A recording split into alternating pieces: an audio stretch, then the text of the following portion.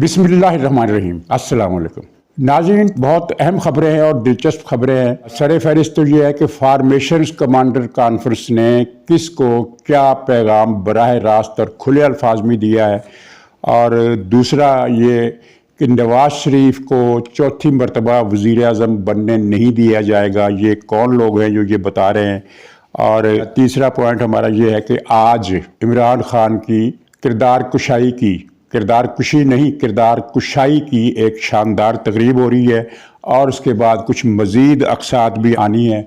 और जरदारी साहब ने जो इंटरव्यू दिया है उसका ख़ास पॉइंट क्या है? दो ख़ास पॉइंट है। एक तो ये है कि उन्होंने बिलावल भुट्टो जरदारी और पीपल्स पार्टी के कुछ दूसरे लीडरों के बयानिए को मुस्तरद कर दिया है, और दूसरा ये इशारा दिया है कि इलेक्शन वक्त पर होंगे और सब अमन चैन से हो जाएगा, जबकि जो चोर है वो चक्की पीसता रहेगा। खैर, चोर चक्की पीसते रहने की खबर तो सबके पास है, वो चक्की ही पीसेगा। लेकिन सब अमन चैन का जो मैसेज है वो क्या है, वो बड़ा अहम है, और वो इस बयानिए की नफ़ी है जो पीपल्स पार्टी के कुछ लीडर और बिलावल साहब मसलसल पेश कर रहे हैं। तो नाज़रीन, सर फहरिस्त फार्मेशन कमांडर के पैगाम का मुख्तसर सा जिक्र, एक तो उनको खराज तहसीन पेश करना बनता है, क्योंकि उन्होंने मुसलसल तीसरी मरतबा ये कहा है कि वो पाकिस्तान फ़लस्तीनियों की हमायत जारी रखेगा, और कॉन्फ्रेंस ने इसराइल के मज़ालम की मज़म्मत की है ऐसे वक्त में जबकि अमेरिका फ़लस्तीनियों की हमायत का फ़िक्रा बर्दाश्त ही नहीं कर रहा।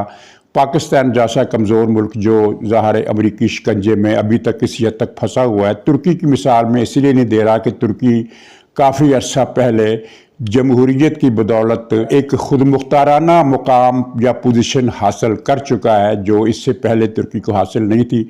अब उसे अमेरिका का ज़्यादा डर नहीं रहता। लेकिन पाकिस्तान जो है वो तो आपने देखा कि अमेरिका के सामने वो तो विश यूँ जाता था कि जैसे अगर कोई लफ्ज़ निकला और अमेरिका नाराज़ हो गया तो बस दुनिया भी गई और आकबत भी गई, ये वाला मामला था। लेकिन हम पहली मरतबा ऐसी अस्करी क़यादत देख रहे हैं जो अमेरिका की नाराज़गी को खातर में लाए बगैर फैसले कर रही है, और फ़लस्तीन की मसलसल 3 मरतबा सीनियर अफसरों के इजलास में फ़लस्तीन की हिमायत की गई है, और 2 मरतबा आर्मी चीफ के बराह रास्त बयानात या गुफ्तगू के ज़रिए से ये चीज़ सामने आई है, और ये एक हौसला अफजा मस्बत चीज़ है। अगरचे इन ऐलानात से फ़लस्तीनियों की कोई मदद तो मुमकिन नहीं है, क्योंकि पाकिस्तान दुनिया का कोई भी मुसलमान मुल्क इस काबिल नहीं है कि इसराइल को चैलेंज कर सके। जो उसके पड़ोस में बैठे हैं वो भी नहीं चैलेंज कर सकते, मसलन तुर्की है। बाकी मुल्क तो खैर वो है ही इसराइल के दुम छल्ले बन चुके हैं, और इसमें कोई शुबा नहीं।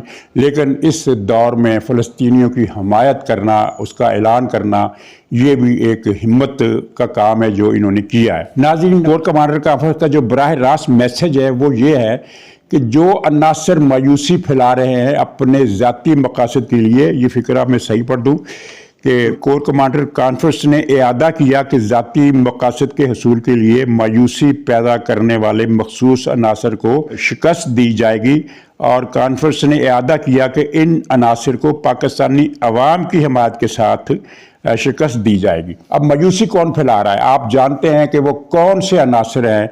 एक PTI की क़यादत है, और PTI के ज़ेर असर वो दानश्वर, वो तजिया नगार, वो सोशल मीडिया एक्टिविस्ट जो मसलसल हमें 1.5 साल से बता रहे हैं कि अब मुल्क दिवालिया होगा, अब ये हो जाएगा, अब वो हो जाएगा। तो ये चीज़ें एक ख़ास हल्का PTI से जो वाबस्ता है वो फैला रहा है, और इसी हल्के के अंदर से फिर वो लोग भी सामने आते हैं जो इलेक्शन को मशकूक करार देते हैं कि इलेक्शन नहीं होंगे। हर तीसरे दिन ये एक अफवाह छोड़ी जाती है ज़िम्मेदार ज़राए का हवाला देकर कि इलेक्शन फरवरी में नहीं हो रहे, इलेक्शन डिले हो रहे हैं, इलेक्शन गैर मुय्यना मुद्दत के लिए मुलतवी हो जाएंगे, क्योंकि इमरान खान की मकबूलियत ही इतनी है कि वो फ़ौज जो है वो भी डरती है, और इलेक्शन कमीशन भी डरता है, और नवाज शरीफ साहब भी ये चाहते हैं कि इलेक्शन ना हो। हालांकि इलेक्शन का होना लिखा जा चुका है, और ये इलेक्शन अब नहीं टल सकते, चाहे TTP इस मकसद के लिए जितनी मर्जी मेहनत कर ले। हाँ, एक ख़तरा है, एक ख़तरा, वो उसका भी मैं जिक्र करता हूँ। वो ये क्या है? जब PTI के उम्मीदवारों की बात आएगी तो उसमें मैं बात करूँगा कि PTI को उम्मीदवार क्यों नहीं मिल रहे। तो ये एक बराह रास्त पैगाम है उन लोगों को, ख़ास तौर पर जो PTI के जो लीडर है उनके बात नहीं मैं कर रहा, उनको छोड़ दें, उनको वो मरफूल कलम है, وہ اپنے حال میں بے حال ہے۔ لیکن جو میڈیا میں بیٹھے ہوئے لوگ ہیں جو پی ٹی آئی کے لیے کام کر رہے ہیں، دانستہ یا نادانستہ، بلکہ دانستہ ہی صحیح کہنا چاہیے، صحیح ہوگا، عوام کے اندر ایک مایوسی پھیلانے کی مہم پر اس کو مشن سمجھ کر ڈٹے ہوئے ہیں کہ الیکشن نہیں ہو رہے، ملک دیوالیہ ہو رہا ہے اور 5,000 کا نوٹ بند ہو رہا ہے، اس طرح کی خبریں پھیلا کر وہ پاکستان کے اندر ایک انتشار اور انارکی کی فضا پیدا کر رہے ہیں۔ لیکن اس کا ایک نقصان یہ بھی ہوگا کہ پی ٹی آئی کا جو ووٹر ہے وہ آخری دم تک مایوس رہے گا۔ ان کو یہ اندازہ نہیں ہے کہ جب یہ مایوسی پھیلائیں گے تو اس کا نقصان جو ہے وہ پی ٹی آئی کے امیدواروں کو ہوگا۔ تو اسی کے ساتھ ہی ہم یہ بات کر لیتے ہیں کہ پی ٹی آئی کو امیدوار کیوں نہیں مل رہے۔ پختونخوا صوبے کے علاوہ پورے پاکستان سے پی ٹی آئی کو امیدواروں کی تلاش میں دقت کا سامنا ہے۔ اگرچہ وہ یہ دعویٰ کرتے ہیں کہ ہمارے پاس ہر حلقے میں 5 نام موجود ہیں، لیکن وہ جو نام ہے 5 نام وہ تو اس طرح کے ہیں کہ اس طرح کے تو آپ 50 نام بھی اکٹھے کر سکتے ہیں جن کو امیدوار کہا جا سکے۔ یہ ماضی کی بات ہو گئی کہ جناب کھمبے کو بھی ٹکٹ دیں گے تو الیکشن جیت جائے گا۔ یہ تو ایک ہوا میں رہ کر خود کو تسلی دینے والی باتیں جو پی ٹی آئی والے کرتے ہیں۔ امیدوار تو ان کو لانا پڑیں گے اور 3 صوبوں میں ان کو امیدوار نہیں مل رہے، بلکہ یہ کہنا چاہیے کہ 2.5 صوبوں میں ان کو امیدوار نہیں مل رہے۔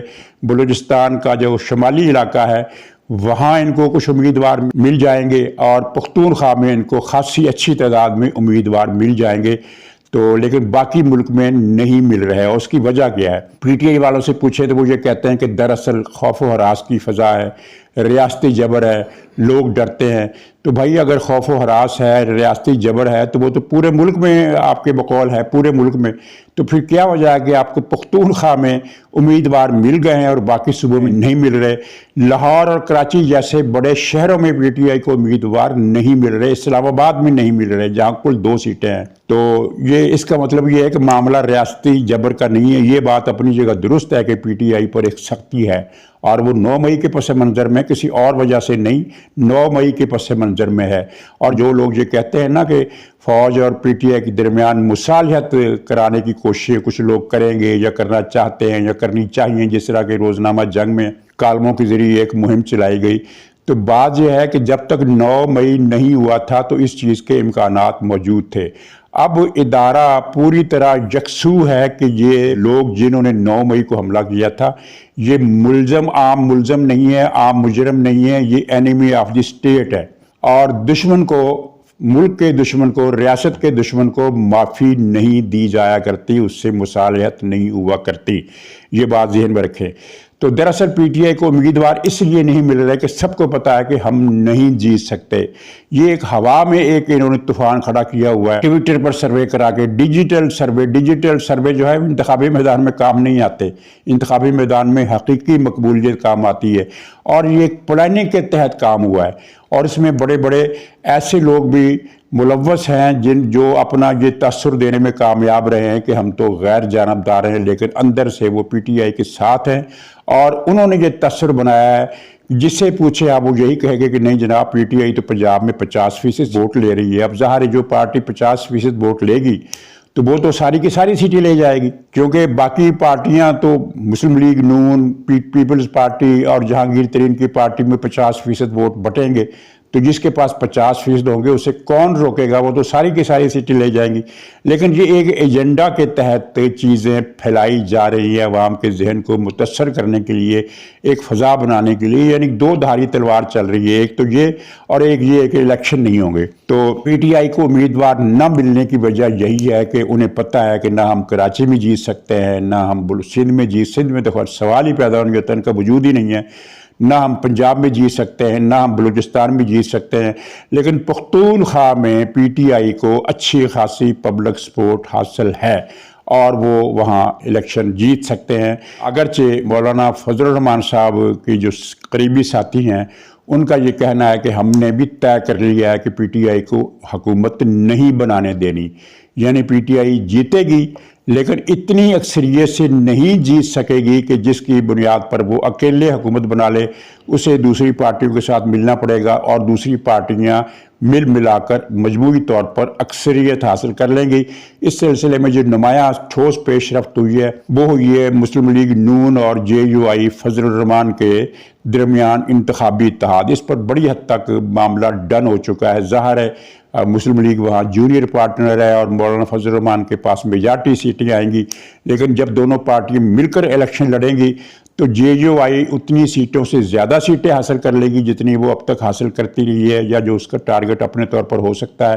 اور اسی طرح اگر جے یو آئی کے ووٹر مسلم لیگ کے امیدواروں کو پڑ جاتے ہیں تو مسلم لیگ بھی ایک مناسب تعداد میں سیٹیں اسمبلی کی، صوبائی کی اور قومی کی وہاں سے حاصل کر لے گی۔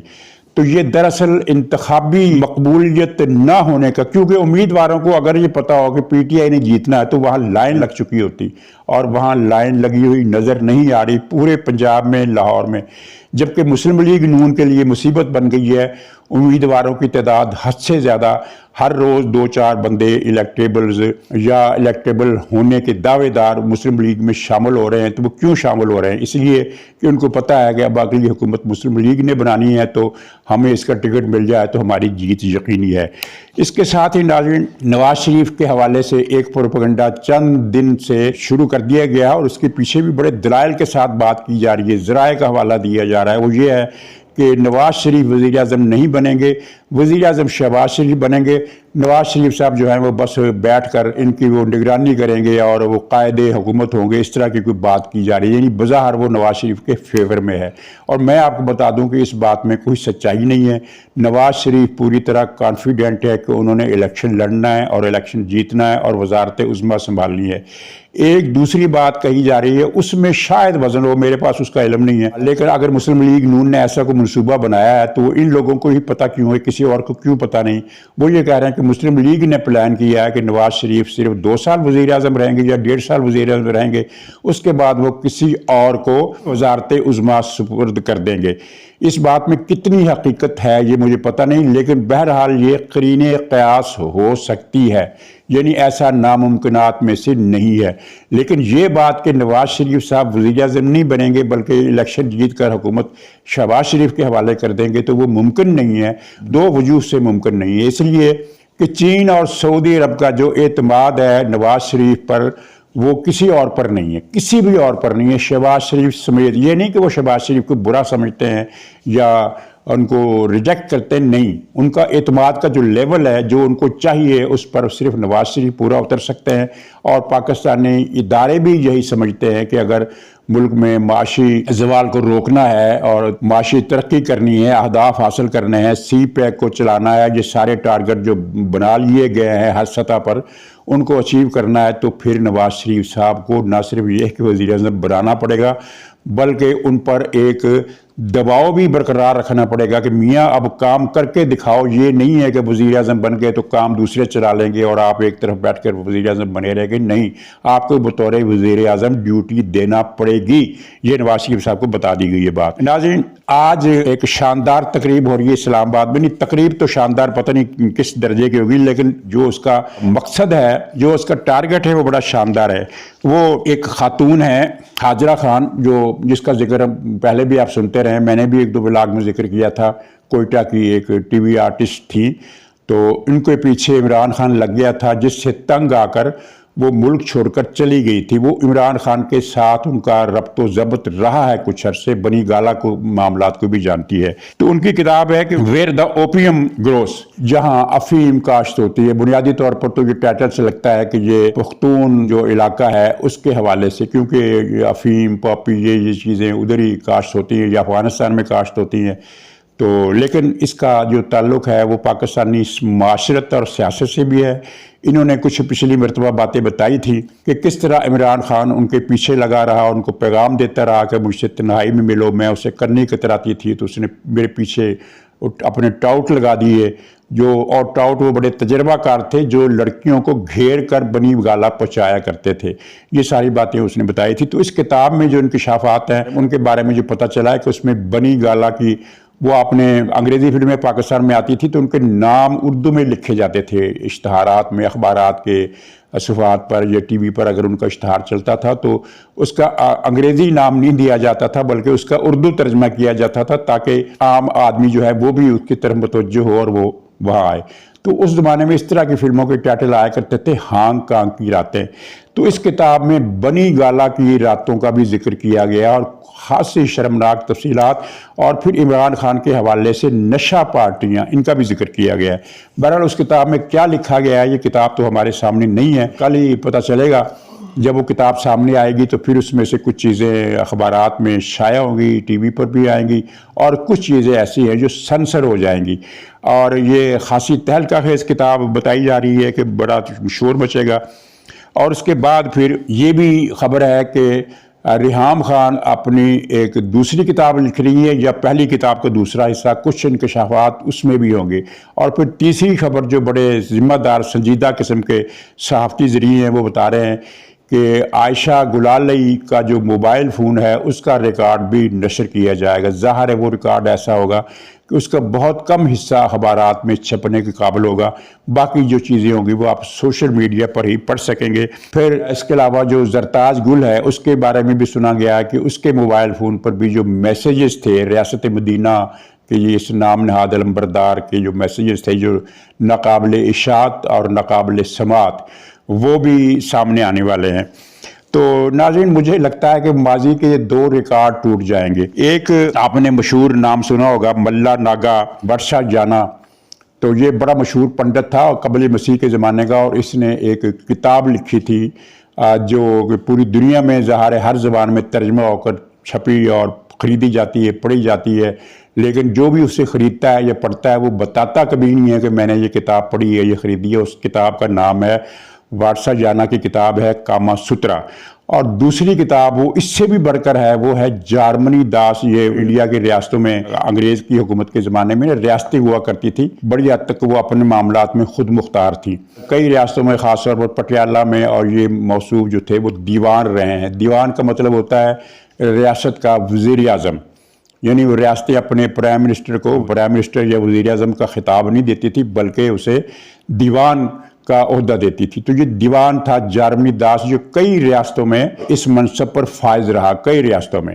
کسی سے ناراضگی ہو جاتی ہوگی، چھوڑ کر دوسری ریاست میں چلا گیا، بندہ بڑا تجربہ کار تھا، مشاہدہ اس کا بڑا تیز تھا، چابک دست تھا، معاملات کو سنبھالنے کا گر جانتا تھا، ریاست کی نبض کو اپنے مہاراجہ کے سامنے بتانے میں بڑی خصوصی اس کی مہارت تھی۔ تو دیوان جارمنی داس کی کتاب تھی، اس کتاب کا نام ہے مہاراجہ۔ اس کا کوئی ایک صفحہ بھی آپ ترجمہ کر کے پاکستان کے اخباروں میں نہیں دے سکتے۔ ہاں انڈیا کے یا انگلینڈ کے اخباروں میں وہ چیزیں چھپ سکتی ہیں، پاکستان میں یا روایتی طور پر جو مسلمان ملک ہیں بیشتر، ان کے پریس میں اخبارات میں یہ چیزیں نہیں چھپ سکتی۔ تو دیوان جارمنی داس کی کتاب مہاراجہ یہ بھی اپنے وقت کی بیسٹ سیلر کتاب تھی۔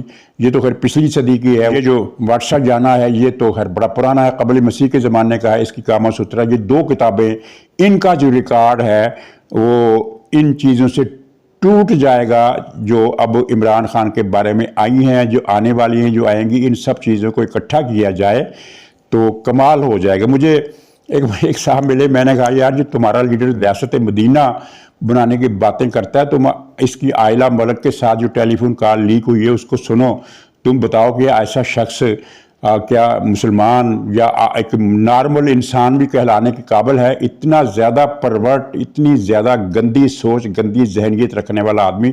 تو اس نے کہا کہ وہ تو اس کا ذاتی مسئلہ ہے۔ تو اس کے بعد پھر اس ایسے آدمی سے ظاہر ہے بات کرنے کی پھر وہ گنجائش نہیں رہتی، بات آگے بڑھ ہی نہیں سکتی۔ جو یہ کہے کہ وہ اس طرح کے معاملات اس کے، یعنی ریاست مدینہ یہ شخص بنائے گا جس کا ذاتی کردار یہ ہے، تو وہ کہتے ہیں کہ ہاں ذاتی کردار ہے، ریاست مدینہ تو وہ بنائے گا، اس قسم کے کردار کے باوجود وہ ریاست مدینہ بنائے گا۔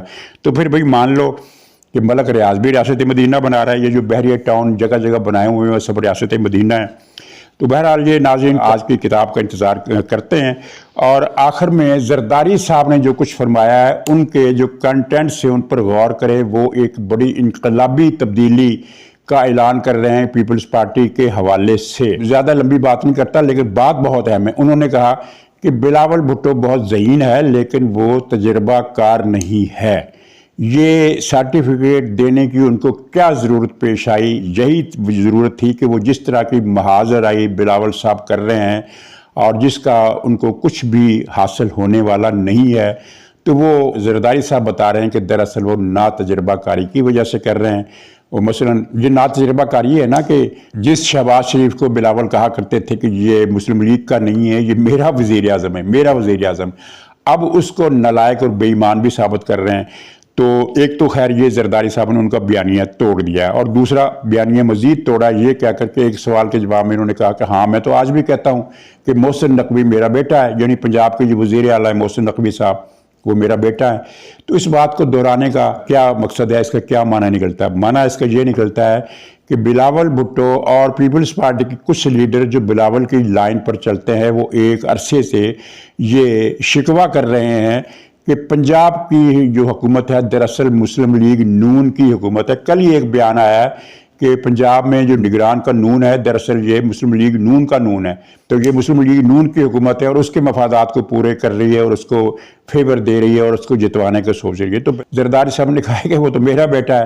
اب سیدھی سی بات ہے کہ جب انہوں نے یہ کہہ دیا کہ محسن نقوی میرا بیٹا ہے تو پیپلز پارٹی کا یہ حصہ بیانیے کا کہ پنجاب حکومت فیور دے رہی ہے مسلم لیگ نون کو اور نگران حکومت دراصل مسلم لیگ نون کی حکومت ہے، یہ نفی ہو جاتا ہے۔ ویسے بھی یہ غلط پروپیگنڈا ہے، نہ تو محسن نقوی مسلم لیگ کے ہیں، نہ وہ عامر میر صاحب مسلم لیگ نون کے ہیں، نہ جتنے بھی اس کے وزیر آپ دیکھ لیں کون سا وزیر ہے مسلم لیگ کا، ان سب کا اکثریت کا رجحان جو وزیروں کا ہے وہ پیپلز پارٹی کی طرف ہے۔ لیکن یہاں یہ بات ماننا ہوگی کہ پنجاب کی نگران حکومت غیر جانبدار ہے، وہ کسی کو انڈیو فیور نہیں دے رہی۔ پی ٹی آئی کا 9 مئی کا مسئلہ ایک طرف رکھیں، باقی انہوں نے ابھی تک مسلم لیگ نون کو کوئی فیور نہیں دی ہے۔ وہ پروپیگنڈا کرتے ہیں نا کہ وہ پنجاب کابینہ نے وہ سزا معطل کر دی تھی، تو بھائی وہ سزا بزدار کے دور میں معطل ہوئی تھی جو پھر بیچ میں اس میں گیپ آ گیا اور پھر وہ دوبارہ پنجاب حکومت نے اس کو رینیو کر دیا، اور وہ نواز شریف کا حق تھا ضمانت لینا۔ اور کیا عمران خان کو آج سے 5 مہینے 4 مہینے پہلے تک کیا ہوتا تھا، ایک دن میں 16 ضمانتیں 20 ضمانتیں ہائی کورٹ سے ملتی تھی، تو کیا اس وقت کی جو پنجاب حکومت تھی تو وہ عمران خان کی فیور کر رہی تھی؟ اس وقت بھی تو یہی نگران حکومت تھی نا۔ اسی نگران حکومت میں عمران خان کو ایک گھنٹے میں 15 ضمانتیں ملتی تھی، سپریم کورٹ سے ضمانت، ہائی کورٹ سے ضمانت، اسلام آباد سے، لاہور سے، اور مستقبل کے مقدمات میں بھی ضمانتیں۔ تو وہ کیا یہ محسن نقوی صاحب کی حکومت کر رہی تھی؟ تو نواز شریف کو تو صرف 2 کیسز میں ضمانت ملی ہے، اور وہ ضمانت پہلے کی ملی ہوئی ہے، کوئی نئی ضمانت نہیں ملی ہے، پہلے کی ضمانت ملی ہوئی ہے جو رینیو ہو گئی ہے۔ اس طرح کہ ایک کیس میں عدالت نے کہا تھا کہ یہ ہم ان کی درخواست ضمانت خارج کر رہے ہیں، لیکن واپسی پر نواز شریف کو یہ رائٹ دے رہے ہیں کہ وہ از سر نو اپلائی کر سکتے ہیں۔ تو عدالتی حکم، یہ تو اس وقت عمران خان کی حکومت تھی جب یہ عدالت کا یہ حکم آیا تھا، تو یہ فالتو پروپیگنڈا انہوں نے ختم کر دیا۔ اور تیسری بات جو پھر اس بیانیے کی نفی کرتی ہے کہ الیکشن کے بعد جو حکومت آئے گی ہم اسے تسلیم نہیں کریں گے، زبردستی کا وزیر اعظم نہیں مانیں گے، نواز شریف کو وزیر اعظم بنایا جا رہا ہے، انتخابی نتائج پیشگی تیار کر لیے گئے ہیں، یہ سارے فکرے بلاول صاحب کے ہیں۔ تو زرداری صاحب نے جو کہا ہے وہ یہ ہے کہ الیکشن کے بعد باقی ساری جماعتیں تو حکومت کریں گی اور چور جو ہے وہ جیل میں چکی کاٹے گا۔ اس بیان کا ترجمہ سیدھا سادہ یہ ہے کہ ایمیکیبلی سب جماعتوں کے جو ان کا ووٹ بینک میں حصہ ہے اس کے مطابق وہ الیکشن جیتیں گی اور حکومت کریں گی۔ اور یہ بات اس دونوں معنوں میں درست ہے، ایک ان معنوں میں کہ ظاہر سندھ میں پیپلز پارٹی کی حکومتی بنتی ہوئی نظر آ رہی ہے، بلوچستان میں وہاں کے جو قبائلی لوگ ہیں وہ بے شک ٹھیک ہے، وہ مسلم لیگ نون میں شامل ہو گئے ہیں، وہاں حکومت کریں گے۔ پختونخوا میں JUI حکومت کو لیڈ کرے گی اور مسلم لیگ نون اور اس کے کچھ اور پارٹیاں اس کی جونیئر پارٹنر ہوں گی۔ وفاق میں مسلم لیگ نون کی حکومت ہوگی لیکن JUI کو MQM کو ان کو حصہ ملے گا، تو ساری پارٹیاں چین سے حکومت کریں گی۔